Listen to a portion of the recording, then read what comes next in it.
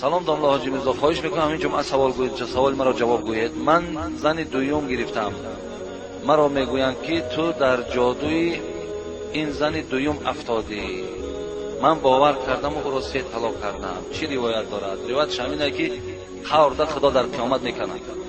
این همین روایت شه. تو زن نمیتونی گرفته که جا زن میگیری. زنگیری مثال زنگیر رنگی تو میشود. با یک گپی که مثال تو در جادوی زن دوم غلطیدی و همین تمام زن 3 طلاق میکنی.